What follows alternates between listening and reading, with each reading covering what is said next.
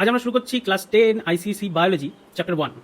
তো এখানে চ্যাপ্টার 2 লেখা আছে কারণ সেলিনা বইয়ের এটা চ্যাপ্টার 2, আর সেলিনা বইয়ের যেটা চ্যাপ্টার 1 সেটা তোমাদের সিলেবাসে নেই।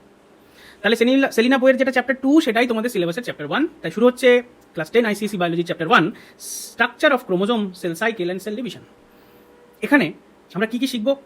এখানে শিখব, আমরা জানি যে কোনো লিভিং অর্গানিজম, সেটা সিঙ্গেল সেলুলার হোক বা মাল্টি সেলুলার হোক, তারা সেল দিয়েই তৈরি। এই গোটা বডিটা সেল দিয়ে তৈরি। তো একটা সেল তার গোটা লাইফ টাইমে কী কী করে সেটা আমরা এখানে জানবো। তাকেই বলছে সেল সাইকেল। একটা সেল তার গোটা লাইফ টাইমে কী কী করে, তার মধ্যে সেল ডিভিশনও করেও। তো এই সেল সাইকেলের একটা পার্টি সেল ডিভিশন, সেটাকে আমরা স্পেশালি ইন ডিটেলভাবে জানবো এখানে।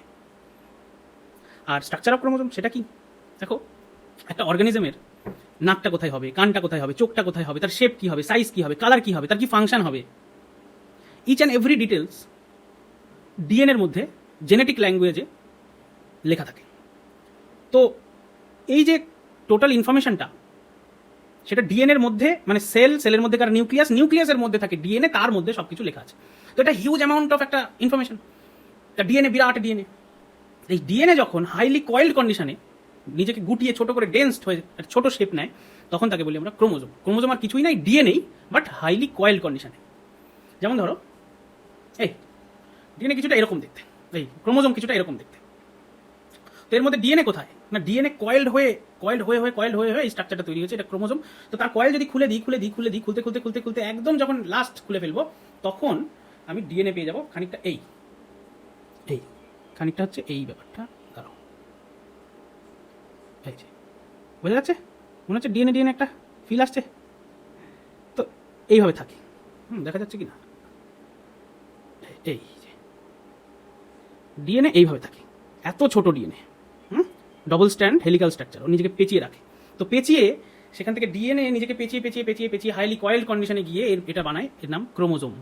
এরকম ক্রোমোজোম হিউম্যান সেলের নিউক্লিয়াসের মধ্যে 46 খানা থাকে এরকম। তার মধ্যে 23টা, মানে হাফ নাম্বার অফ ক্রোমোজোম মায়ের থেকে আসে, আর হাফ নাম্বার অফ ক্রোমোজোম বাবার থেকে আসে। ঠিক আছে, দুজনার ডিএনএর ইনফরমেশন মিলে চাইল্ডের ডিএনএ, মানে চাইল্ডের স্ট্রাকচারটা তৈরি হয়। তাই বলে না যে নাকটা মায়ের মতো, কানটা বাবার মতো, গায়ের রংটা মার থেকে পেয়েছে, এইগুলো এইভাবে হয়। যাই হোক, তো আমরা যেহেতু সেল ডিভিশন জানবো, একটা সেলকে দুভাগ করতে হবে, সেল ডিভাইড হয় ওভাবেই, একটা সেল নিজেকে দুভাগ করে দুটো সেলের জন্ম দেয়। তো সেল ডিভিশন যেহেতু জানতে হবে, তাহলে সেলের মধ্যেকার যে ইনফরমেশন, ডিএনএর জেনেটিক যে ইনফরমেশন, সেটাকেও তো ভাগ করতে হবে। তাই ক্রোমোজোম আমাদেরকে জানতে হবে। বোঝা গেল চ্যাপ্টারে কী কী শিখবো? বেশ, তো চলে যাচ্ছি। Cell cycle. সেল সাইকেল কি? Sell cycle is a series of events that text place in it's life time. গোটা লাইফ টাইমে সিরিজ অফ ইভেন্টস যেগুলো হতে থাকে তাকেই সেল সাইকেল বলে। তার মধ্যে কী কী করে? What it grows and divides, ও বড় হয়, ডিভাইড করে, আর একটা জিনিসও করে, ও পারফর্ম ইটস অন ফাংশন, ওর যেটা ফাংশন সেটাও পারফর্ম করে। স্কিনের সেলদের যা কাজ করে যাচ্ছে, চোখের সেলদের যা কাজ করে যাচ্ছে, চুলের সেলদের যা কাজ করে যাচ্ছে। যদি চুলের কিন্তু হেয়ার কিন্তু ডেড সেল। যাই হোক, তো যেখানে it grows and divides and perform its activity. Cell cycle is divided into two main ফেজে। সেল সাইকেলকে দুটো মেন ফেজে ভাগ করা হয়েছে। কি কি? Interphase and mitotic phase. এই দুটো ভাগে সেল সাইকেলকে ডিভাইড করা হয়েছে।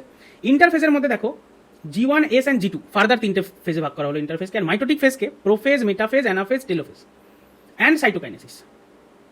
এতগুলো ভাগ মাইটোটিক ফেজের। অ্যাকচুয়ালি মাইটোটিক ফেজের দুটো ভাগ, মানে এই চারটে মিলে একটা ফেজ, যার নাম ক্যারিওকাইনেসিস আর সাইটোকাইনেসিস।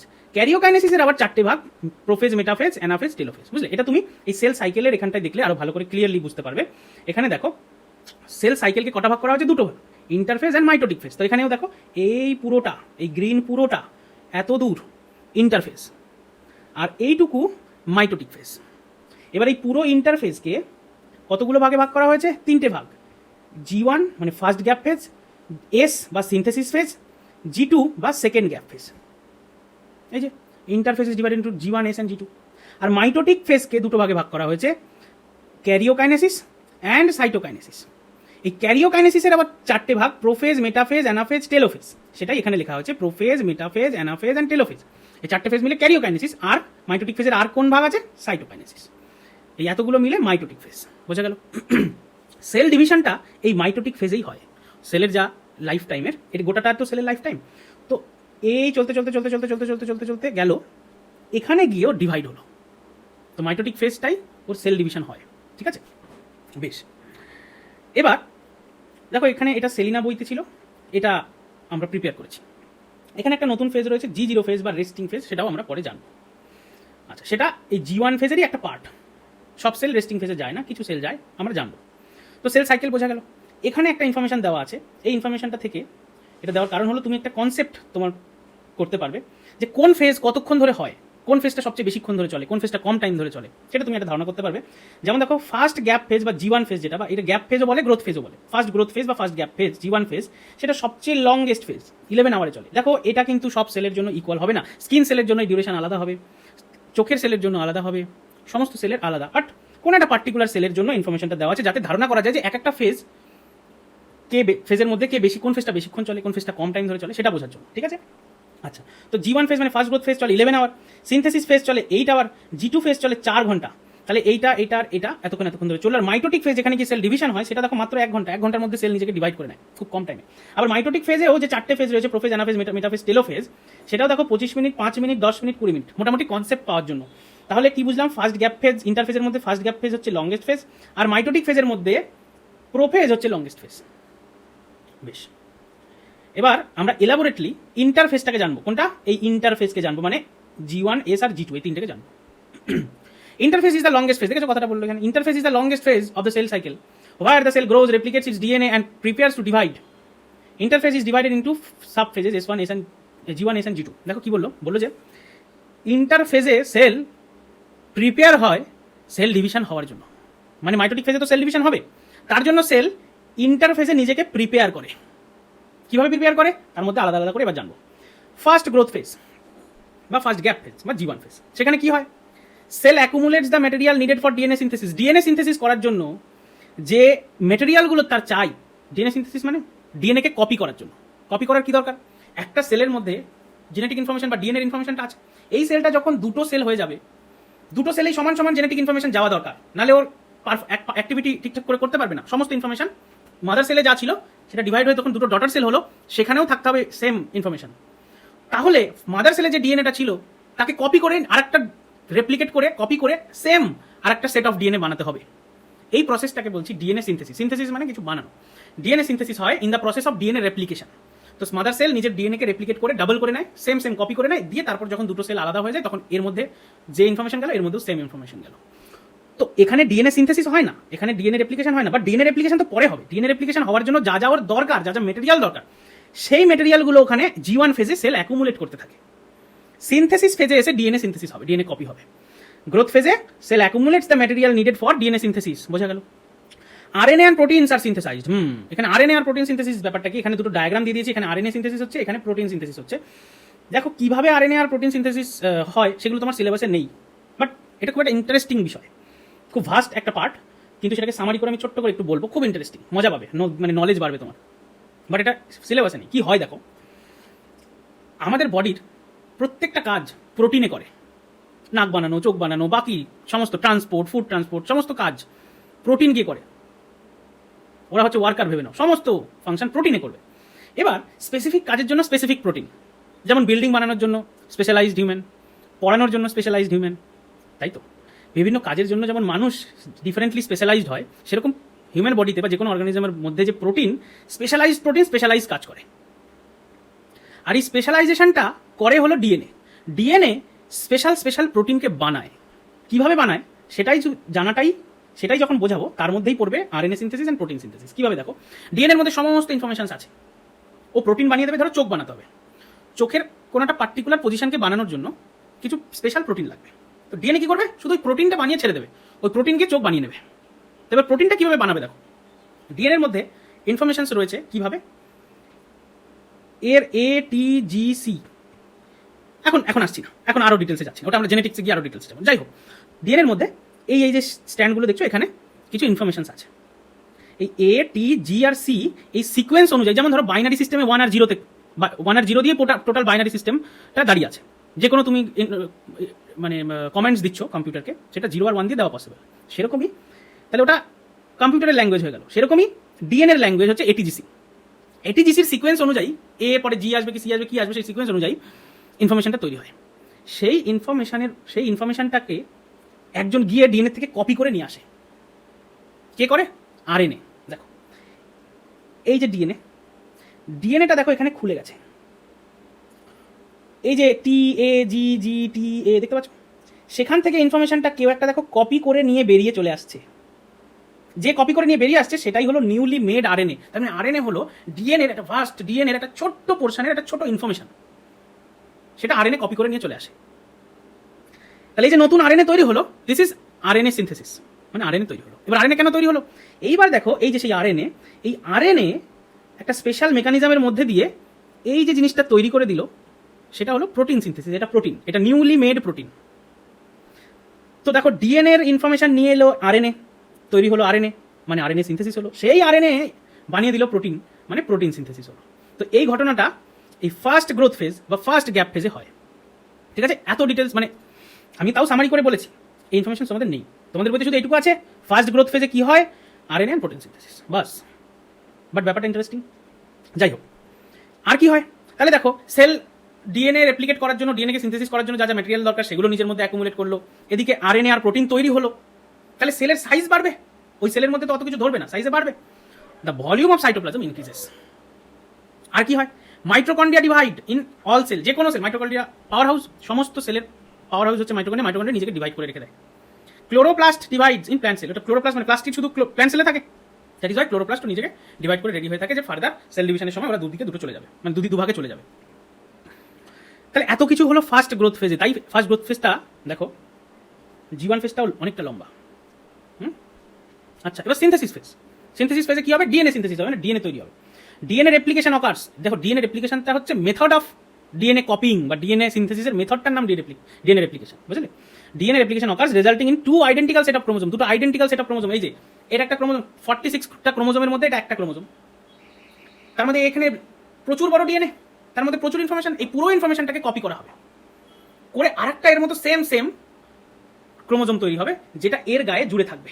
মানে ধরো এরকম হয়ে থাকবে, এটা একটা ক্রোমোজোম, ধরো এখান থেকে এটুকু একটা ক্রোমোজোম, রেপ্লিকেশনের পরে এই আরেকটা ক্রোমোজোম চলে এলো। এবার এই দুটো ক্রোমোজোম একটা পার্টিকুলার জায়গায় জুড়ে থাকবে। এটাও কিন্তু দুটো, এখন আর দুটো ক্রোমোজোম বলবো না, যেহেতু এটা একই ইনফরমেশনের দুটো কপি, তো এর নাম ক্রোমাটিড। এটাও একটা ক্রোমাটিড, ছিল ক্রোমোজোম, এটাও হয়ে গেল ক্রোমোজোম, কারণ কি একই ইনফরমেশন আছে, বাট দুটো ভাগ হয়েছে, দুটো মানে একটার কপি আর একটা, তাই এরা সিস্টার ক্রোমাটিড, এরা জুড়ে থাকে। এটা কিন্তু একটাই ক্রোমোজোম, দুটো ক্রোমোজোম বলবো না, একটাই ক্রোমোজোম, কারণ ওর মধ্যে সেম ডেটাই দুদিকেই আছে, দুটো সিস্টার ক্রোমাটিডের মধ্যে সেম ডেটা আছে, এটা একটাই ক্রোমোজোম বলবো, বোঝা গেল?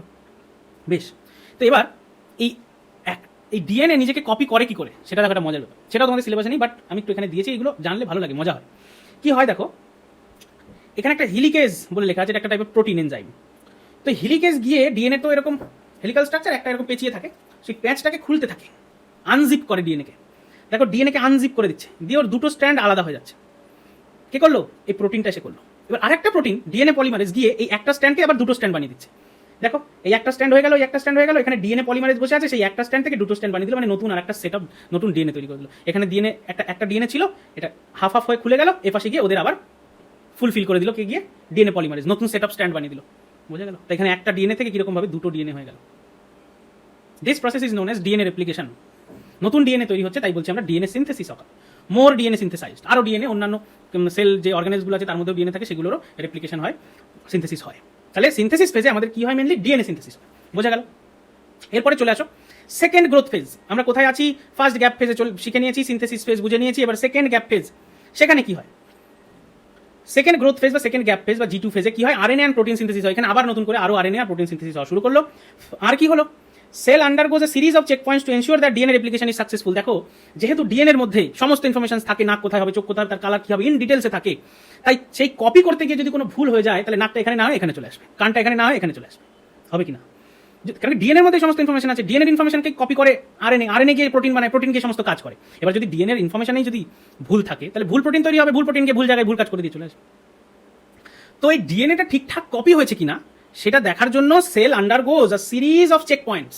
ওকে চেক করে ভালো করে যে ঠিকঠাক কপি হয়েছে তো, কোনো ভুল ত্রুটি হয়নি তো, বুঝে গেল? তাহলে এত কিছু হলো বিফোর সেল ডিভিশন। মাইটোটিক ফেজের আগেই সমস্ত কিছু হচ্ছে, সেল নিজেকে প্রিপেয়ার করছে ফর ডিভিশন। আচ্ছা, এখানে আছে রেস্টিং ফেজ। এটা কেন, এটা কি বোঝাচ্ছি।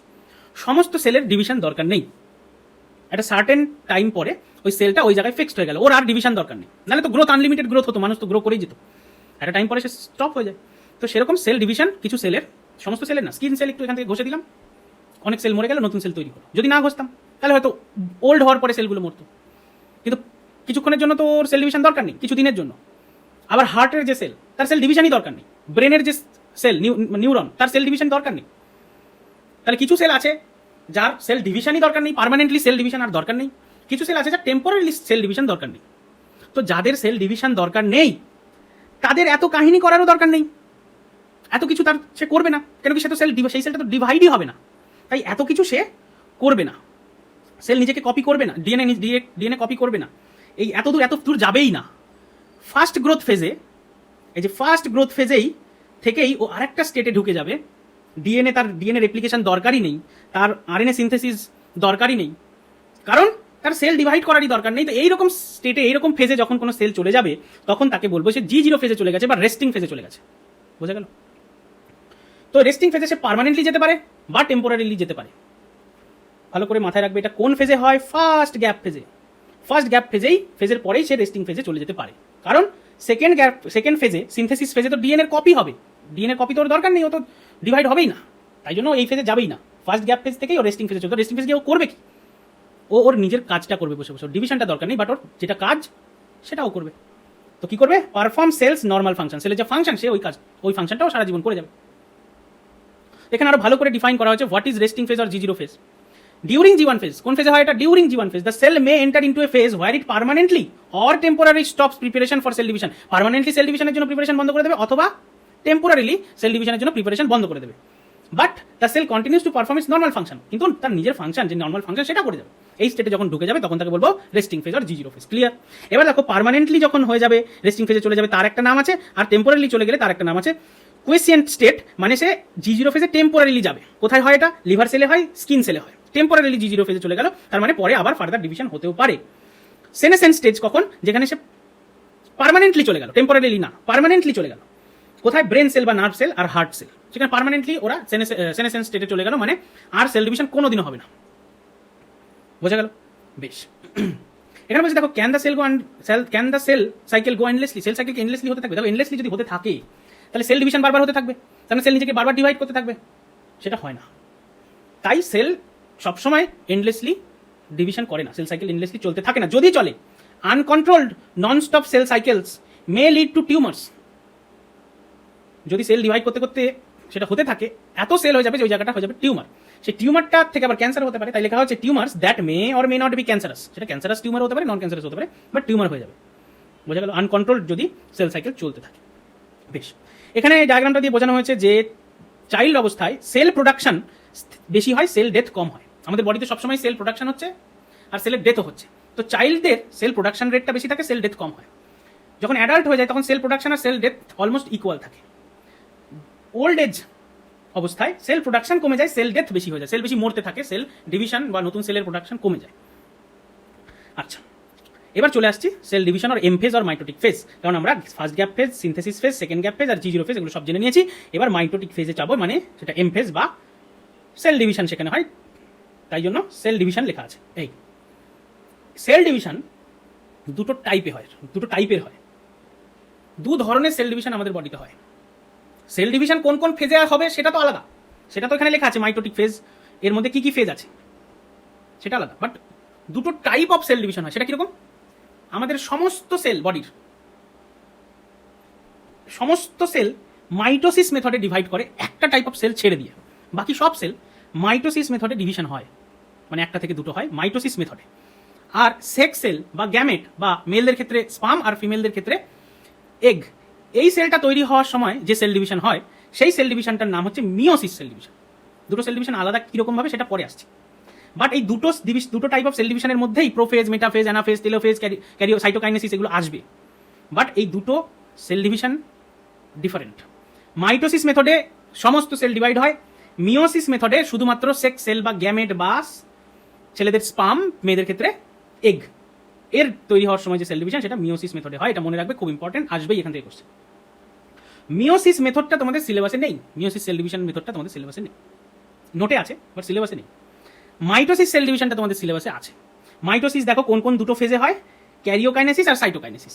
ক্যারিওকাইনেসিসের মধ্যে প্রোফেজ, মেটাফেজ, অ্যানাফেজ, টেলোফেজ, আর সাইটোকাইনেসিস আলাদা। বুঝলাম। এবার মাইটোসিস সেল ডিভিশন কি তার ডেফিনেশন করব। প্রথমে আছে what is cell division or এমফেজ।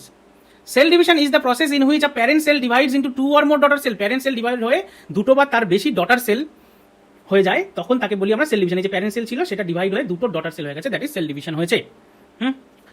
Why cell division necessary? Sell division দরকার কেন? চারটে কারণে সেল ডিভিশন হয়। ফর গ্রোথ, ফর রিপ্লেসমেন্ট, মানে কিছু সেল ওল্ড হয়ে গেল, সেটার বদলে নতুন সেল তাকে সেখানে আসবে। Old cell destroy and new cell replace its position after cell division, তাহলে ফর রিপ্লেসমেন্টের জন্য। আর কি হয়? ফর রিপেয়ার, কিছু সেল ড্যামেজ হয়ে গেল কোনো কারণে ওয়্যার অ্যান্ড টিয়ার্স হলো, আঘাত পেল, সেখানে সেল ড্যামেজ হয়ে যাবে, সেখানে সেল ডিভিশন দরকার, তো সেটা হলো ফর রিপেয়ার। আর কোথায় সেল ডিভিশন দরকার? For reproduction. যেমন আমি বললাম মিওসিস সেল ডিভিশন এর মেথডে, মিওসিস সেল ডিভিশনের মধ্যে দিয়ে স্পাম বা এগ তৈরি হয়, তাহলে ওই সেল ডিভিশনের মধ্যে দিয়ে আমাদের রিপ্রোডাকশনের জন্য সেল ডিভিশনটা হচ্ছে, তাই for reproduction meiosis cell division হয়, স্পাম তৈরি হয়, এগ তৈরি হয়। বোঝা গেল? তাহলে এই চারটে কারণে সেল ডিভিশন হয়, গ্রোথ, রিপ্লেসমেন্ট, রিপেয়ার আর রিপ্রোডাকশন। আচ্ছা, এবার মাইটোসিস সেল ডিভিশন আমরা পড়বো। মাইটোসিস সেল ডিভিশনের definition. Mitosis is the cell division in which one parent cell divides into two identical daughter cells. তাহলে একটা প্যারেন্ট সেল ডিভাইড হয়ে দুটো আইডেন্টিক্যাল ডটার সেল হয়েছে। এখানে প্যারেন্ট সেলটা এখানে লেখা হয়েছে, তারপর এখানে এলো কেন দেখো ভালো করে। এইটা দেখা, এটা হচ্ছে ক্রোমোজোম। এটা এমন একটা প্যারেন্ট সেল যার চারটে ক্রোমোজোম ছিল। এই চারটে ক্রোমোজোম ডিভাইড হওয়ার আগে দেখো 8টা ক্রোমোজোম হয়ে গেছে, মানে চারটে ক্রোমোজোমই আছে বাট 8টা ক্রোমাটিড হয়ে গেছে। এই যে একটা ক্রোমাটিড, দুটো ক্রোমাটিড, তিনটে ক্রোমাটিড, চারটে ক্রোমাটিড, 5টা ক্রোমাটিড, 6টা ক্রোমাটিড, 7টা ক্রোমাটিড, 8টা ক্রোমাটিড। মানে এই ক্রোমোজোমটার, ধরো এই ক্রোমোজোমটাই এই ক্রোমোজোমটা, তার আবার কপি হয়ে এই হয়েছে। তো এখানে এটা দেখানো হয়েছে তার কারণ প্যারেন্ট সেল সেল ডিভিশনের আগে তার ডিএনএ কে কপি করে নেয়। তো এটাই সেই প্যারেন্ট সেলটা। তার মানে প্যারেন্ট সেল ডিভাইড হয়ে দুটো আইডেন্টিক্যাল ডটার সেল হয়। এখানে দেখো প্যারেন্ট সেলে কটা ক্রোমোজোম ছিল? 4টে। এখানে কটা ক্রোমোজোম আছে? 4টে। এখানেও কটা ক্রোমোজোম আছে? 4টে। তো আইডেন্টিক্যাল, হুবহু কপি। আর অল বডি সেলস, সেটা কোথায় হয়? All body cells except sex cell, sex cell বাদে সব জায়গাতে এই টাইপ অফ সেল ডিভিশন হয়। Full set of chromosome 2n is passed on to each daughter cell. Full set of chromosome মানে সমস্ত ক্রোমোজোম, ফুল ইনফরমেশনটাই ডটার সেলের মধ্যে পাস হয়। তার মানে মিওসিসে হয়তো ফুল ক্রোমোজোম ডটার সেলে পাস হয় না। দেখো এবার মিওসিস সেল ডিভিশনে আসছি। মিওসিস সেল ডিভিশনটা দেখে নাও একবার। প্যারেন্ট সেলে কটা ক্রোমোজোম ছিল? 4টে। একদম ডটার সেল এগুলো, এই একটা ডটার সেল, এই একটা ডটার সেল, এই একটা ডটার সেল, একটা ডটার সেল। তার মানে এখানে একটা জিনিস বোঝার যে মাইটোসিস সেল ডিভিশনে ডটার সেল দুটো তৈরি হয়, মিওসিস সেল ডিভিশনে ডটার সেল 4টে তৈরি হয় আলটিমেটলি গিয়ে। এবার এখানে হচ্ছেটা কি দেখো, আর একটা জিনিস, এখানে এখানে এটা দেখো, এখানে 4টে ক্রোমোজোম ছিল, এখানে কটা ক্রোমোজোম? দুটো। এখানে কটা ক্রোমোজোম? দুটো। এখানে কটা ক্রোমোজোম? দুটো। এখানে কটা ক্রোমোজোম? দুটো। মানে ক্রোমোজোম নাম্বারটা হাফ হয়ে যাবে। মিওসিস সেল ডিভিশনটা দেখি কি বলছে। Meiosis is the cell division that produces sex cells. শুধু সেক্স সেল দেবে বা অর গ্যামেটস। সেক্স সেল মানে gametes. It takes place only in the reproductive organ. শুধুমাত্র রিপ্রোডাক্টিভ অর্গানেই এই সেল ডিভিশন হয়। সেটা কোথায়? টেস্টিস অ্যান্ড ওভারি। আর প্ল্যান্টদের ক্ষেত্রে ওভারি আর অ্যান্থার, সেখানে এই টাইপ অফ সেল ডিভিশন হয়, মিওসিস সেল ডিভিশন হয়, যেখানে only half number of chromosome is pass to the daughter cell. Half number of ক্রোমোজোমই ডটার সেলে পাস হয়। তো এখানেই 2n দিয়ে কেন লেখার দরকার ছিল? কি কেন লিখতে গেল? কারণ দেখো, যদি আমরা n নাম্বার অফ ক্রোমোজোম লিখতাম তাহলে এখানে n/2 লিখতে হতো। এখানে যদি n নাম্বার অফ ক্রোমোজোম লিখতাম তাহলে এখানেও n লিখতাম, এখানেও n লিখতাম, ঠিক আছে, কোনো প্রবলেম হতো না। বাট এর ক্ষেত্রে দেখো, যদি n লিখতাম এখানে n/2 লিখতে হতো, n/2 লিখতে হতো, এখানেও n/2। সেই ফ্র্যাকশনটা যাতে না আসে তাই কি করা হয়েছে, এখানে আগে থেকে 2n লেখা হয়েছে, যাতে ওরা ডিভাইড হয়েও এখানে 2n কেন কি এরা আইডেন্টিক্যাল, এর ক্ষেত্রে 2nটা n হয়ে যায়। ঠিক আছে, দেখো বোঝা গেল। Half number of chromosome is pass to the daughter cell. এবার মিওসিস সেল ডিভিশনটা তোমাদের সিলেবাসে এরপরে আর নেই, এইটুকুই আছে। কি কি জানতে হবে? যে প্যারেন্ট সেল ডিভাইড হয়ে 4টে সেল হয়, half number of chromosome parent সেলে ট্রান্সফার হয়, আর 3 নম্বর হচ্ছে only occur in sex cell or gametes, that is sperm, egg এর মধ্যে, আর কোথাও হয়। এই 3টে ইনফরমেশন শুধু মিওসিসে দরকার। এবার আমি আরেকটু জিনিস এক্সট্রা বলছি যে মিওসিস সেল ডিভিশনটা হয় কিভাবে। মিওসিস সেল ডিভিশনটা হয় দুটো ফেজে। এই একটা ফেজ, মানে এখান থেকে সেল ডিভাইড হয়ে দুটো হয়েছে, এই একটা ফেজ। আর একটা ফেজ হচ্ছে দেখো, এই সেলটা ডিভাইড হয়ে দুটো, আবার এই সেলটাও ডিভাইড হয়ে দুটো। তো এখানে ভালো করে তাকিয়ে দেখো, 2n নাম্বার অফ ক্রোমোজোম ছিল, সেটা ডিভাইড হয়ে যখন দুটো ভাগ হলো, এখানে n নাম্বার অফ ক্রোমোজোম হলো, এখানেও n নাম্বার অফ ক্রোমোজোম হলো, তাহলে এখানে রিডাকশন হলো, কমলো নাম্বার অফ ক্রোমোজোম। তাই এই ফেজটার নাম রিডাকশন ডিভিশন। এই যে ফার্স্ট রিডাকশন ডিভিশন, এটা একটা ফেজে হলো। মিওসিস সেল ডিভিশন দুটো স্টেপে হয় বা দুটো ফেজে হয়। তো ফার্স্ট ফেজে রিডাকশন ডিভিশন হলো, যেখানে ক্রোমোজোম নাম্বার কমে যায়। এবার দেখো, এটার ক্রোমোজোম কতগুলো আছে? এর কাছে n খানা ক্রোমোজোম আছে, তাহলে এইটা যখন ডিভাইড হয়ে আবার দুটো ডটার সেল হচ্ছে, সেখানেও n খানাই হচ্ছে। তার মানে তো আগের মতোই হলো, এই মাইটোসিসের মতোই হলো। তো এখানে মাইটোটিক সেল ডিভিশন হলো। এই দুটো দেখো মাইটোটিক সেল ডিভিশন। আর এখানে দেখো মিওসিস সেল ডিভিশন, যেটা মিওসিস সেল ডিভিশন বললে ভুল হবে, এটা হচ্ছে রিডাকশন ডিভিশন।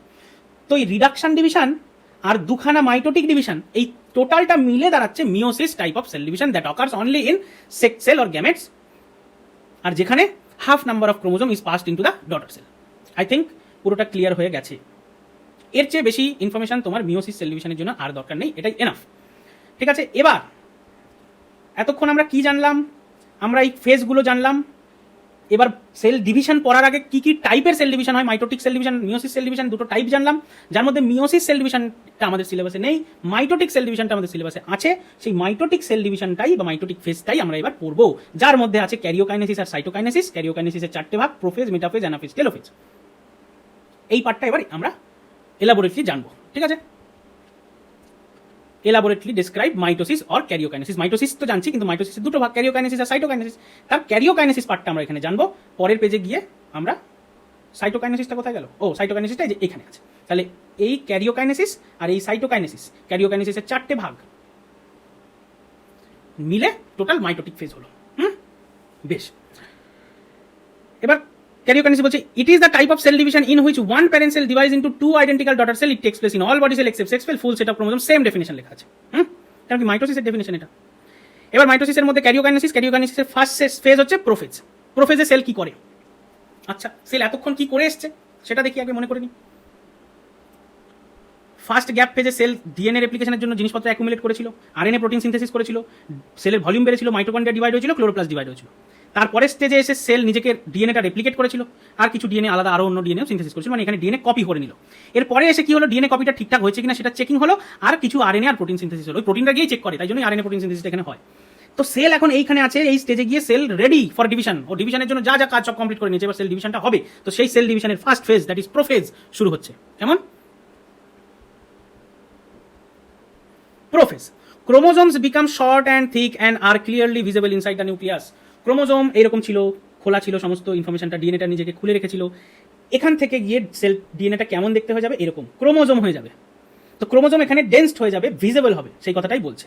কারণ দেখো এতক্ষণ এইরকম ছিল, কারণ ডিএনএ কে খুলতে হয়েছিল, তারপর ডিএনএর এক একটা যে স্ট্যান্ড আছে সেই স্ট্যান্ডটাকে খুলতে হয়েছিল, তারপর তার কপি হয়েছিল, তো ডিএনএটা খোলা অবস্থায় ছিল সেলের মধ্যে। এবার প্রোফেজে গিয়ে সে আবার ডেন্সড হয়ে ক্রোমোজোম তৈরি হবে। এবার একটা বোঝার ব্যাপার, সবার আগে তো একটা এরকম ক্রোমোজোম ছিল, সে খুলে গিয়ে এরকম হলো। এবার এর থেকে কপি হয়ে আরেকটা হলো, সেটা তাহলে এর ডাবল হবে। কপি হলো, এবার কপি হওয়ার পরে আবার যখন এই ফেজে ফিরতে চাইবে, ক্রোমোজোম হতে চাইবে, তাহলে কি তখন একটা ক্রোমোজোম হবে? না, তখন কিন্তু দুটো ক্রোমাটিডওয়ালা একটা ক্রোমোজোম হবে। মানে এরকম, এটা যদি একটা ক্রোমোজোম থেকে থাকতো, এটা কপি হওয়ার পর এই হবে, এই ক্রোমোজোম হয়ে গেল। এটা অনেক ডেন্সড, চোখে পড়বে ইজিলি, বুঝলে? এই কন্ডিশনে হয়ে দাঁড়িয়ে আছে, কপি করে নিজে রেডি হয়ে আছে। খোলা ছিল, এই কন্ডিশন হয়ে দাঁড়ালো।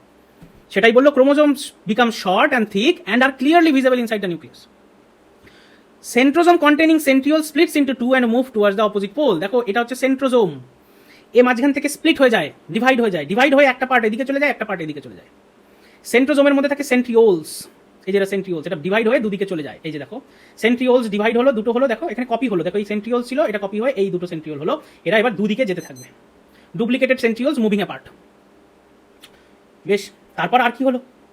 Nuclear membrane and nucleolus disappear. Nuclear membrane, নিউক্লিয়াসের কভারিং, এই যে নিউক্লিয়াসের কভারিং, দেখো এখানে ডটেড করে দেওয়া হয়েছে, এখানে দেখো এখান থেকে এখানটা দেখো ডটেড করে দেওয়া হয়েছে, মানে নিউক্লিয়ার মেমব্রেনটা ডিসঅ্যাপিয়ার হয়ে যাচ্ছে। এই দুটোই কিন্তু প্রোফেজ, এটা আর্লি প্রোফেজ, এটা লেট প্রোফেজ, মানে এটা প্রোফেজ জাস্ট শুরু হয়েছে, এটা প্রোফেজ প্রায় শেষ হতে চললো, দুটোই প্রোফেজ। তো প্রোফেজের শুরুতেই এই সেন্ট্রিওলস ডিভাইড হয়ে দুদিকে চলতে শুরু করবে, প্রোফেজের শেষের দিকে ওরা দুজন দুদিকে চলেই যাবে। ঠিক আছে, আচ্ছা আর কি হবে? Sister chromatids remain attach to each other at centrioles. এই যে ক্রোমাটিডগুলো তৈরি হলো, এই যে দুটো ক্রোমাটিড তৈরি হলো, এরা একটা জায়গায় অ্যাটাচ হয়ে থাকবে, এরা খুলে চলে যাবে না, আলাদা হবে না। কোথায় অ্যাটাচ থাকবে? সেন্ট্রোমিয়ার, এই যে সেন্ট্রোমিয়ার, এই যে সেন্ট্রোমিয়ার, এই যে সেন্ট্রোমিয়ার, এই যে সেন্ট্রোমিয়ার, এই একটা সিস্টার ক্রোমাটিড, এই একটা সিস্টার ক্রোমাটিড, মানে এটা কপি, সেন্ট্রোমিয়ারে ওরা ধরে থাকবে, ধরে রেখে দেবে, অ্যাটাচ হয়ে থাকবে। ঠিক আছে, already duplicated chromosomes form two chromatids, দেখতেই পাচ্ছি, এই যে ডুপ্লিকেটেড ক্রোমোজোম দুখানা ক্রোমাটিড বানিয়েছে, অলরেডি ডুপ্লিকেটেড ক্রোমোজোম দুটো ক্রোমাটিড বানিয়েছে। ঠিক আছে, আর কি হয়েছে? Sister chromatids remain attach to each other, যেটা কোথায় ধরে থাকবে? সেন্ট্রোমিয়ারে ওদেরকে ধরে থাকবে, সেটাও দেখলাম। Spindle fibre appears, spindle fibre appear হবে, এই যে সেন্ট্রিওল দুদিকে চলে গেল, দিয়ে ওদের গা থেকে ছোট ছোট ছোট ছোট ফাইবারের মতো জিনিস বেরিয়ে দুপাশে চলে গেছে। দেখো এটার নাম হচ্ছে স্পিন্ডেল ফাইবার্স। অ্যাস্টার অ্যাপিয়ার, এই যে অ্যাস্টার, এটাকে অ্যাস্টার বলে, অ্যাস্টার অ্যাপিয়ার হয়েছে। তাহলে এত কিছু হলো প্রোফেজে। আরেকবার বলছি, ডিএনএ খোলা অবস্থায় ছিল, কেন কেউ নিজেকে রেপ্লিকেট করেছিল, করে এই কন্ডিশনে ছিল। এবার সেখান থেকে দুটো সেট অফ, এই যে এই একটা ডিএনএ, এই একটা ডিএনএ, ধরো এইটুকুই ছিল শুরুতে, এটুকুই ছিল, এইটুকু ডিএনএ ছিল, মানে এটা একটা ক্রোমোজোমের ডিএনএ বলছি, ঠিক আছে। এই ক্রোমোজোমটা কোন ক্রোমোজোমটা, এই যে ক্রোমোজোম, সে এই ক্রোমোজোম ছিল প্রোফেজের আগে, ইন্টারফেজে বলছি এটা। First gap phase, synthesis phase, আর এদিকে হচ্ছে সেকেন্ড গ্যাপ ফেজ। সিনথেসিস ফেজের আগে এই কন্ডিশনে ছিল। সিনথেসিস ফেজে যাওয়ার পর, ফেজের মধ্যে দিয়ে যাওয়ার পর, সিনথেসিস ফেজের আগে এরকম ছিল, সিনথেসিস ফেজে গিয়ে এইভাবে খুলে গেল এবং আরেকটা সেট অফ ডিএনএ তৈরি হলো। এবার এরা আবার কয়েল হয়ে প্রোফেজে এসে কয়েল হয়ে একটা ক্রোমোজোম বানাবে, এদিক থেকেও একটা ক্রোমোজোম, যেহেতু দুটো কপি, দুজনের সঙ্গে লেগে থাকবে। কিরকম ভাবে? এইভাবে। কোথায় জুড়ে থাকবে? এখানে অ্যাটাচ হয়ে থাকবে, নাম সেন্ট্রোমিয়ার। এই দুটো, এটা কি, এই যে এটা আর এটা কি, এরা সিস্টার ক্রোমাটিডস। এখানেও যা ইনফরমেশন আছে এখানেও সেম ইনফরমেশন আছে, কপি কপি। আর কি হলো? সেন্ট্রোমিয়ার, এই যে সেন্ট্রোজোমটা দুদিকে স্প্লিট হয়ে সেন্ট্রিওলস গুলো চলে গেল, তার মধ্যে থেকে অ্যাস্টার ফর্ম হলো, সিস্টার ক্রোমাটিড গুলো সেন্ট্রোজোমে ধরে থাকলো। এত কিছু হলো, প্রোফেজে হলো। আচ্ছা, মেটাফেজ। মেটাফেজে কি হবে? Chromosomes lined up at equatorial plane. ক্রোমোজোমগুলো ইকুইটোরিয়াল প্লেনে গিয়ে লাইন আপ হয়ে গেল। এই দেখো, আর্লি প্রোফেজ, লেট প্রোফেজ, মানে এই দুটো প্রোফেজ। এবার মেটাফেজে চলে এলো। মেটাফেজে যখন চলে এলো, ক্রোমোজোমগুলো দেখো এদিক ওদিক ছিল, এবার এরা একটা ইকুইটোরিয়াল প্লেনে লাইন আপ হয়ে গেল, দাঁড়িয়ে গেল। আর কি হলো? Each chromosomes get attach to spindle fibre at it centromere. এই যে সেন্ট্রোমিয়ারগুলো ছিল, সেই সেন্ট্রোমিয়ারে গিয়ে এই স্পিন্ডেল ফাইবারগুলো অ্যাটাচ হয়ে গেল। এই যে স্পিন্ডেল ফাইবার, এই যে স্পিন্ডেল ফাইবার, এই যে স্পিন্ডেল ফাইবার, এই যে স্পিন্ডেল ফাইবার, এরা এই ক্রোমোজোমের সেন্ট্রোমিয়ারে গিয়ে অ্যাটাচড হয়ে গেল। কেন হলো বলো তো? দেখো, এপাশে একটা কপি, এপাশে একটা কপি, এবার ওরা ছিঁড়ে দুদিকে চলে যাবে, সেম কপি দুদিকে চলে যাবে। দেখো, এটা অ্যানাফেজে হবে। অ্যানাফেজে কি হলো? Centromere attaching to chromatids divide. এই যে দেখো, মেটাফেজটা একটাতেই ছিল, অ্যানাফেজ কিন্তু আবার দুটো টাইপে আছে, দুটো ছবি আছে, আর্লি অ্যানাফেজ, লেট অ্যানাফেজ, দুটোই অ্যানাফেজ। অ্যানাফেজের শুরুতে কি হলো? যে এখান থেকে যে ধরেছিল ওরা, দুদিকে ছিঁড়ে চলে যাচ্ছে, দেখো ডিভাইড হয়ে দুটো হয়ে গেল। আর কি হলো?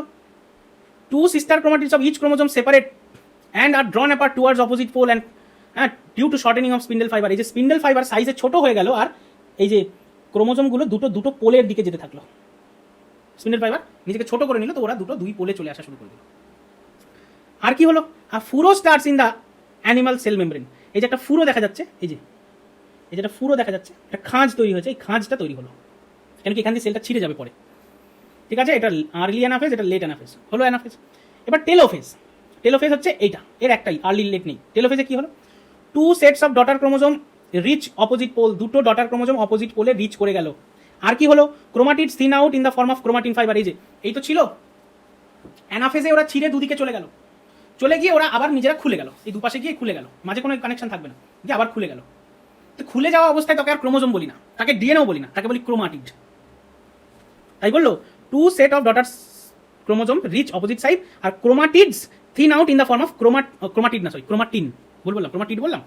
এই যে এটা তো ক্রোমাটিড ছিল, দুটো ক্রোমাটিড, এরা ছিঁড়ে গিয়ে দুপাশে চলে গেল, দিয়ে ওদের কয়েলিং খুলে গেল।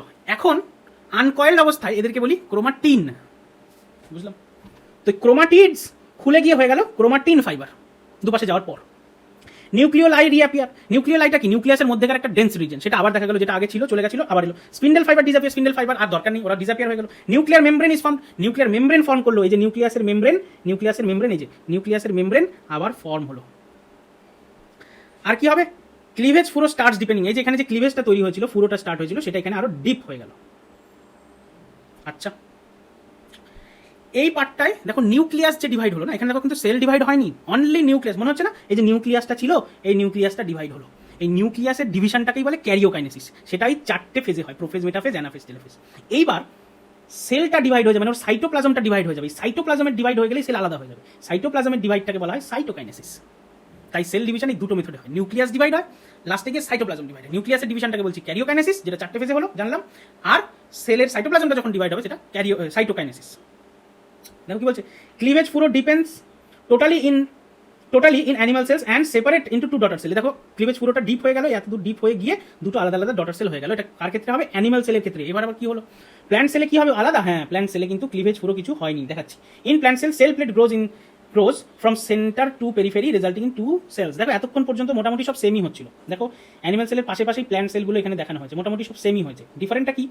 এখানে যে ক্লিভেজ তৈরি হলো, এখানে কোনো ক্লিভেজ তৈরি হলো না, এখানে ক্লিভেজটা ডিপেন্ড হলো, এখানে বরং ক্লিভেজ ডিপেন্ড না হয় এখানে কি যেন একটা ফর্ম হলো, কি নাম, cell plate is lay down in the cytoplasm at equatorial plane. এখানে এটার নাম কি, সেল প্লেট। এখানে সেল প্লেট ফর্ম হওয়া শুরু করলো, এখানে গিয়ে সেল প্লেটটা একদম ফর্ম হয়ে গিয়ে কমপ্লিটলি সেল দুটোকে দুটো ভাগে আলাদা করে দিল। প্ল্যান্ট সেলের সেল ডিভিশনে কিন্তু এই সেল প্লেট ফর্ম হওয়া থেকে প্রচুর কোশ্চেন আছে, এটা কিন্তু একটা এক্সেপশন। এক্সেপশন মানে কি, প্ল্যান্ট সেলে এরকমভাবে হয়, অ্যানিমাল সেলে ওভাবে হয়। প্ল্যান্ট সেলে ফুরো হয় না, তার কারণ কি, তার কারণ হচ্ছে প্ল্যান্ট সেলে দুটো মেমব্রেন থাকে, সেল মেমব্রেন, এটা অ্যানিমাল সেলেও থাকে, প্ল্যান্ট সেলেও থাকে সেল মেমব্রেন।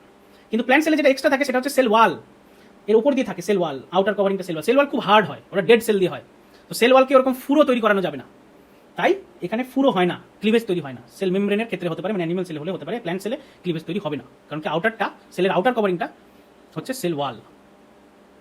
তাহলে এই গেল ক্যারিওকাইনেসিস আর সাইটোকাইনেসিস মিলে মাইটোটিক ফেজ, সেল ডিভিশন, বোঝা গেছে। আচ্ছা, সেল ডিভিশন এর কি সিগনিফিকেন্স, মানে মাইটোসিসের কি সিগনিফিকেন্স? গ্রোথ আর ইনক্রিজ দ্য বডি সাইজ, ঠিক আছে।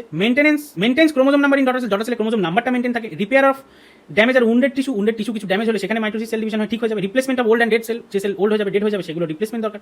অ্যাসেক্সুয়াল রিপ্রোডাকশন ইউনিসেলুলার অর্গানিজমের ক্ষেত্রে সেখানে দরকার হয়। দেখো ভালো করে মাথায় রাখো, রিপ্রোডাকশনের জন্য যে ডিভিশন হয় সেটা কিন্তু মাইটোটিক ডিভিশন না, সেটা কিন্তু meiosis cell division. But mitosis মেথডে সেল ডিভাইড করেও রিপ্রোডাকশন হয় কিছু সেলের, সেটা কাদের, অ্যামিবা ইস্ট এদের ক্ষেত্রে। তার কারণ অ্যামিবার যে রিপ্রোডাকশন হয় সেটা সেল ডিভিশনের মতোই। একটা সেল যেমন ছিল, প্যারেন্ট সেল ছিঁড়ে গিয়ে দুটো ডটার সেল হয়ে গেল, অ্যামিবা ঠিক এইভাবেই রিপ্রোডাকশন করে। হিউম্যান কিন্তু রিপ্রোডাকশন মাঝখান থেকে কেটে দুটো আলাদা হয়ে গেল, দুটো হিউম্যান হবে, তা কিন্তু হায়ার অর্ডারের ক্ষেত্রে হয় না। কিন্তু কিছু যে লোয়ার অর্ডার অর্গানিজমসরা রয়েছে, ইউনিসেলুলার একটাই সেল যাদের, ঠিক আছে, তাদের অ্যামিবা ইস্ট এদের ক্ষেত্রে মাইটোসিস মেথডে রিপ্রোডাকশন হয়। কারণ একটা সেল ছিল, সিঙ্গেল সেলুলার অর্গানিজম, অ্যামিবা ছিঁড়ে গিয়ে দুটো হয়ে গেল, দুটো এটা, আর আগের অ্যামিবাটা আর বাঁচলই না, আর মরলেও না। ওই অ্যামিবা কিন্তু ও মরলেও না, ও বাস দুটো হয়ে গেল, দুটো ডটার সেলে কনভার্ট হয়ে গেল। যাই হোক, তো এইভাবে মাইটোসিস সেল ডিভিশনও হয়। মাইটোসিস সেল ডিভিশনে দিয়ে রিপ্রোডাকশনও হয় কাদের ক্ষেত্রে, লোয়ার অর্ডার ইউনিসেলুলার অর্গানিজম যেমন অ্যামিবা বা ইস্ট। আচ্ছা, এখানে ডিফারেন্স রয়েছে অ্যানিমাল সেল আর প্ল্যান্ট সেলের মাইটোসিস সেল ডিভিশনে। কি ডিফারেন্স? একটা তো দেখলামই সেল প্লেট ফর্ম হওয়াটা, অ্যানিমাল সেলে সেল প্লেট ফর্ম হয় না, প্ল্যান্ট সেলে সেল প্লেট ফর্ম হয়, অ্যানিমাল সেলে কি হয়, ফুরো হয়। তাহলে আচ্ছা, আর কি হয়, অ্যাস্টার ফর্ম হয় অ্যানিমাল সেলে, প্ল্যান্ট সেলে অ্যাস্টার ফর্ম হয় না। এই যে অ্যাস্টার ফর্ম হয়েছে দেখো চারিদিকে, প্ল্যান্ট সেলে কোনো অ্যাস্টার ফর্ম হয়নি। আর কি, সাইটোকাইনেসিসটা হয় বাই ফুরোইং, মানে সাইটোপ্লাজমের ডিভিশনটা ফুরো তৈরি হয়ে হয়। সাইটোকাইনেসিস হয় by cell plate formation, cell plate ফর্মেশনের মধ্যে দিয়ে সাইটোকাইনেসিস হয়। Occurs in most tissue throughout the body except sex cell, সমস্ত সেলে হবে except sex cell, sex cell ছাড়া সব জায়গায় হবে। প্ল্যান্ট অ্যানিমেলের ক্ষেত্রে এটা, প্ল্যান্টের ক্ষেত্রে মাইটোসিস সেল ডিভিশন কোথায় হবে, যেখানে গ্রোয়িং পার্টস, মেরিস্টেমস যেমন গ্রোয়িং জায়গা যেখানে, সেখানেই একমাত্র মাইটোসিস সেল ডিভিশন হবে। গেল ডিফারেন্স।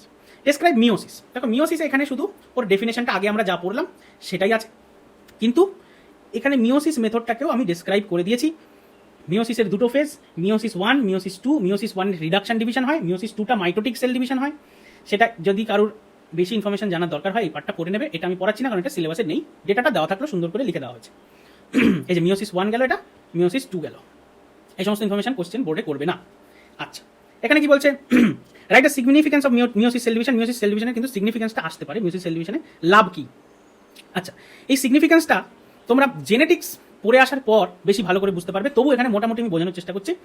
জেনেটিক্স পড়া হয়ে গেলে বুঝবে আরো ভালো, কেন কিছু টার্মস এখানে আসবে যেগুলো তোমরা জেনেটিক্সে গিয়ে জানবে। যেমন ক্রোমোজোম নাম্বার ক্রোমোজোম নাম্বার, আচ্ছা কি সিগনিফিকেন্স, ক্রোমোজোম নাম্বারের একটা সিগনিফিকেন্স আছে, জেনেটিক ডাইভার্সিটি হয় আর এলিমিনেশন অফ হার্মফুল মিউটেশনস হয়। তো ক্রোমোজোম নাম্বারের কি significance, produces gametes containing half number of chromosome n so that during fertilization normal number of chromosome 2n is restored. দেখো স্পার্ম, দেখো আমি বলেছি হিউম্যানের 46টা ক্রোমোজোমস থাকে, তো স্পার্মে কিছু ক্রোমোজোম থাকতে হবে, এগে কিছু ক্রোমোজোম থাকতে হবে। স্পার্ম আর এগ যখন ফিউজ হয়ে যাবে তখনই সেটা একটা জাইগোট ফর্ম হবে। এইটাই বেবির ফার্স্ট সেল, যে বেবি ফর্ম হবে সে একটা সেল থেকে হয়, এই একটা সেল থেকে ডিভাইড হয়ে মিলিয়নস অফ সেল হয়ে বেবি হবে। বাট প্রথমে কিন্তু একটা সেল থেকে শুরু হবে, আর এই একটা সেল তৈরি হলো কি করে, এগের মধ্যে গিয়ে স্পার্ম ঢুকে গেল, দিয়ে একটা সেল তৈরি করলো। তো এই স্পার্মের মধ্যে ছিল 23 খানা ক্রোমোজোম, এগের মধ্যে ছিল 23 খানা ক্রোমোজোম। যখন ওরা ফিউজ হয়ে একটা সেল বানালো, এবার একটা যে সেল তৈরি হলো তার মধ্যে 46টা ক্রোমোজোম, সে হিউম্যান হবে, কারণ হিউম্যানের 46টা ক্রোমোজোমই থাকে। এবার এই 46টা ক্রোমোজোম মায়ের থেকে কিছু আসবে, 46টা ক্রোমোজোমের মধ্যে 23টা মায়ের থেকে আসবে, 23টা বাবার থেকে আসবে। তাই স্পার্মে 23টা ক্রোমোজোম থাকবে, এগে 23টা ক্রোমোজোম থাকবে, যাতে ফিউজ হয়ে 46টা আবার হতে পারে। তাই মিওসিস সেল ডিভিশনের যে রিডাকশন ডিভিশনটা হয় সেটা এই জন্য হয়, যাতে ওরা হাফ হতে পারে, পরে ফিউজ হয়ে আবার যেন রিস্টোর হয়ে যায়। তাই লিখছে produces gametes containing half number of chromosome so that during fertilization normal number of chromosome is restored. Clear? Genetic diversity. During meiosis homologous chromosome exchange, দেখো যে নতুন টার্ম হোমোলগাস ক্রোমোজোম কোথায় জানবে? জেনেটিক্সে গিয়ে। Exchange genetic material creating new combination of alleles, কোথায় গিয়ে জানবে? জেনেটিক্সে গিয়ে জানবে। In gametes in this process call crossing over, কোথায় গিয়ে জানবে? জেনেটিক্সে গিয়ে জানবে। Which generates genetic diverse. এখানে তুমি এইটুকু মুখস্থ রাখো আপাতত, এটুকু এখন বুঝো না, কারণ কি এখন বুঝতে গেলে আরও অনেক কিছু বলতে হবে। সেটা তুমি জেনেটিক্সে গিয়ে যেহেতু জানবে, তখন জানার পর তুমি এই পার্টটুকু বুঝবে। আপাতত এটুকু বোঝো যে দুটো টাইপ অফ ইনফরমেশন আনার জন্য কিছু ইনফরমেশন মায়ের থেকে সিলেক্ট হয়, কিছু ইনফরমেশন বাবার থেকে সিলেক্ট হয়। তাই নতুন টাইপ অফ যে ডাইভার্স, নতুন একটা অর্গানিজম যে তৈরি হবে, সেটা কমপ্লিটলি বাবার মতো হবে না, কমপ্লিটলি মায়ের মতো হবে না, ডাইভার্সিটি তার মধ্যে আসবে, একটা নতুন জিনিস তৈরি হবে, সেটাই বলছি জেনেটিক ডাইভার্সিটি। সেটা হবে, এটা মিওসিস না হলে হতো না। অ্যামিবার ক্ষেত্রে হবে না, একটা অ্যামিবা যা ছিল তার সেম ইনফরমেশন কপি হয়ে দুদিকে চলে গেছে, তো আইডেন্টিক্যাল অ্যামিবা তৈরি হয়েছে, কোনো ওর মধ্যে ভ্যারিয়েশন নেই। বাট মেল ফিমেল স্পার্ম যখন এগের সঙ্গে ফিউজ হয়ে যখন জাইগোট হয়ে যখন নতুন বেবি প্রডিউস হবে, সেটা সেই বেবিটা কমপ্লিটলি বাবার মতো হবে না, কমপ্লিটলি মার মতো হবে না, ডাইভার্স একটা আলাদা অর্গানিজম, আলাদা কিছু প্রপার্টি নিয়ে সে জন্মাবে। তাই বলছে জেনেটিক ডাইভার্সিটি থাকবে। এটা হয় কেন? মিওসিস সেল ডিভিশন হয়েছিল তাই। আপাতত এটুকু বুঝবো। এলিমিনেশন অফ হার্মফুল মিউটেশন, কিছু হার্মফুল মিউটেশন কিছু এলিমিনেট হয়ে যায়। যেমন ধরো মায়ের কালার ব্লাইন্ডনেস ছিল, সমস্ত কালার মা দেখতে পায় না, বাবারও কালার ব্লাইন্ডনেস ছিল, তাহলে বেবিরও হয়তো কালার ব্লাইন্ডনেস আসবে। তাহলে হার্মফুল যে মিউটেশনটা সেটা হয়ে গেল, সেটা এলিমিনেট কখন হবে? যদি বাবার দেখা যাচ্ছে যে কালার ব্লাইন্ডনেস নেই, মার আছে, দেখা যাচ্ছে যে বেবির সেই কালার ব্লাইন্ডনেসটা আর থাকছে না, দুজনের মধ্যে কারোর একজনের ছিল, বেবির নেই, তাহলে কালার ব্লাইন্ডনেস প্রপার্টিটা তার গায়েব হয়ে গেল। সেটাই বলছি কিছু হার্মফুল মিউটেশন এলিমিনেট হয়ে যায়। যদি এটা মিওসিস সেল ডিভিশন না হতো তাহলে হতো না। বুঝা গেল? আপাতত এই মিওসিস সেল ডিভিশনের এইটুকুই তুমি ইনফরমেশন জেনে রাখো, জেনেটিক্স পড়ার পরে আরও ক্লিয়ারলি জানতে পারা যাবে। এখানে মিওসিস আর মাইটোসিসের মধ্যে ডিফারেন্স রয়েছে। Where it occurs in somatic cell, somatic সেলে হয়, মানে সমস্ত বডি সেলে হয়। মিওসিস কোথায় হয়? রিপ্রোডাক্টিভ সেলে হয়। For what? For providing growth and replacement. আর এটা কেন হয়? গ্যামেট ফর্মেশনের জন্য, স্পার্ম আর এগ ফর্মেশনের জন্য। হোয়েন ইট অকার্স কখন হয়? কন্টিনিউয়াসলি থ্রুআউট লাইফ টাইমে সবসময় হয়। আর এই কখন হয়? Only in reproductive age, reproductive এজেই শুধু গিয়ে স্পার্ম আর এগ প্রডিউস হতে পারে, তার আগেও হবে না, পরেও হবে না।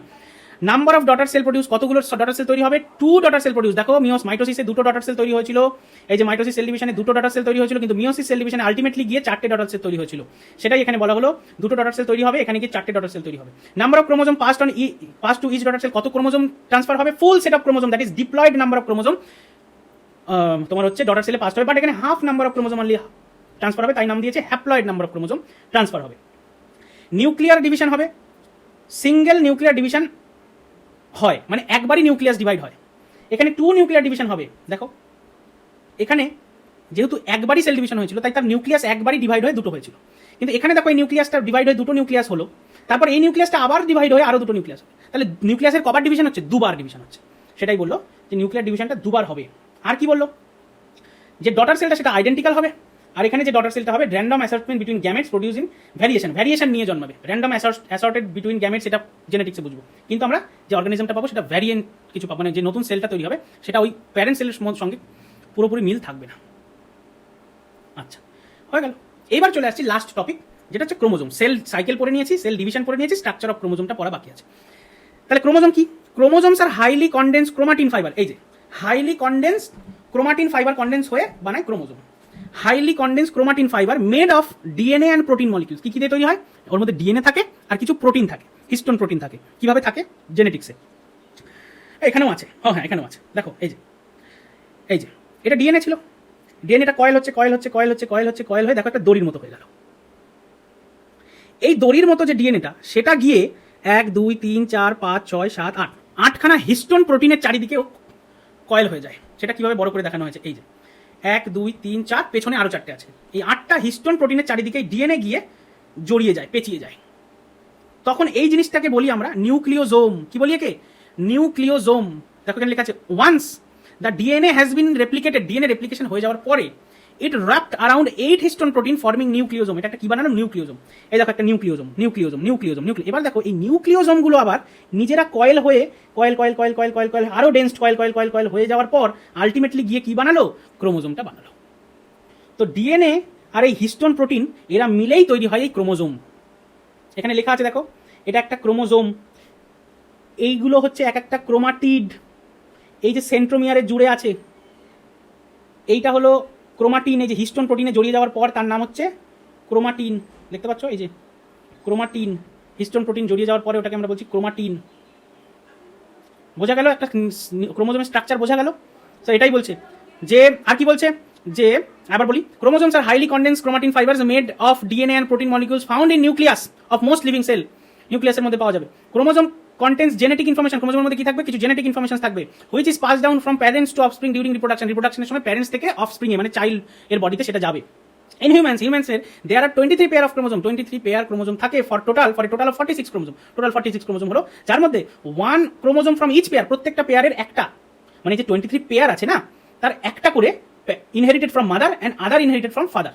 মানে 46টা ক্রোমোজোমের 23টা মার থেকে এসছে আর 23টা বাবার থেকে এসছে। অ্যান্ড আচ্ছা, chromosome play a crucial role in cell division and the transmission of genetic information from generation to next generation. এক জেনারেশন থেকে আরেক জেনারেশনে জেনেটিক ইনফরমেশনটা ট্রান্সফার এভাবে হয়। বোঝা গেল ক্রোমোজোম কি। Who discovered chromosome? German scientist Walter Flemming discovered chromosome in 1882, অনেক দিন আগে। এখানে একটা জিনিস কারো কনফিউশন হতে পারে, এটা একটা ক্রোমোজোম, 1 ক্রোমোজোম যার একটাই ক্রোমাটিড, 1 ক্রোমাটিড। এটাও একটা ক্রোমোজোম যার দুটো ক্রোমাটিড। এই যে 1 ক্রোমোজোম বা 2 ক্রোমাটিড। কেন হলো দুটো ক্রোমাটিড? কারণ এই নিজেকে কপি করে আরেকটা বানিয়ে নিয়েছে। কেন কি? ডিএনএ রেপ্লিকেশন দিয়ে ওটাকে করে নিয়েছে, সেল ডিভিশনের সময় দুটো ছিঁড়ে দুদিকে চলে যাবে। তো একেও একটা ক্রোমোজোম বলবো, একেও একটা ক্রোমোজোম বলবো, বাট এখানে একটা ক্রোমাটিড, এখানে দুটো ক্রোমাটিড। ক্লিয়ার? বেশ। Difference between centromere and kinetochore. Centromere আর কাইনেটোকোরের মধ্যে ডিফারেন্স কি? কাইনেটোকোর শব্দটা নতুন শিখলে, বাট সেন্ট্রোমিয়ারটা তোমরা আগেই পড়েছো, যেখানে স্পিন্ডেল ফাইবারটা কি ক্রোমোজোমকে যেখানে ধরে ছিঁড়ে দেয়, সেই জায়গাটা হচ্ছে সেন্ট্রোমিয়ার। তো সেটাই এখানে বলবে, centromere is a specific region, একটা জায়গার নাম centromere, of centrosome that holds the 2 identical sister chromatids together. এই যে সেন্ট্রোমিয়ার হচ্ছে এই জায়গাটার নাম, সেন্ট্রোমিয়ার রিজিয়ন অফ ক্রোমোজোম, একটা ক্রোমোজোমের একটা জায়গা, এটা রিজিয়ন। আর কাইনেটোকোর কি? Kinetochore is a protein structure that forms on the centromere and serves as a attachment site for the spindle fiber during cell division। Kinetochore হচ্ছে এই যে প্রোটিনটা, এই প্রোটিনটার নাম, এই যে এগুলোও কিন্তু ইনক্লুডেড। এই প্রোটিনটা দেখো, প্রোটিনটাকে দেখতে কেমন অদ্ভুত। এই প্রোটিনটার নাম কাইনেটোকোর। এই প্রোটিনটা কি কাজ ওখানে? ওই স্পিন্ডেল ফাইবার যাতে ক্রোমোজোমকে ধরতে পারে, তাই এই প্রোটিনটা ওখানে আছে। কাইনেটোকোর প্রোটিনটার নাম, আর প্রোটিনটা যে জায়গাতে আছে সেই জায়গাটার নাম সেন্ট্রোমিয়ার। গোলাবে না।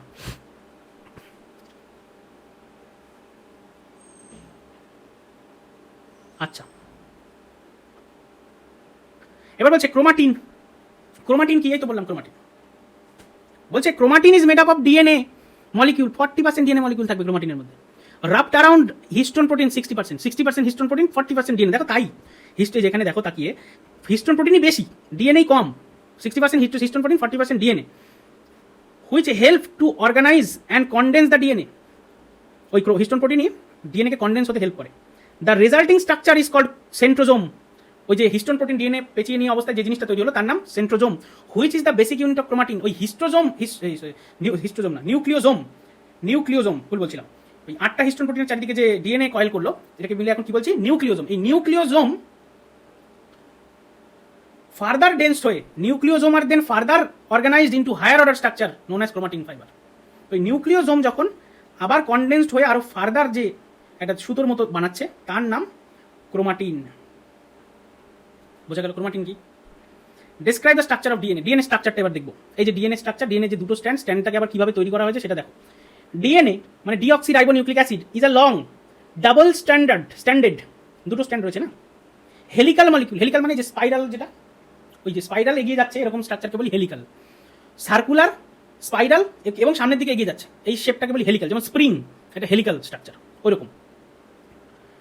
দ্যাট ক্যারিজ জেনেটিক ইনফরমেশন, যার মধ্যে জেনেটিক ইনফরমেশন সে ক্যারি করে।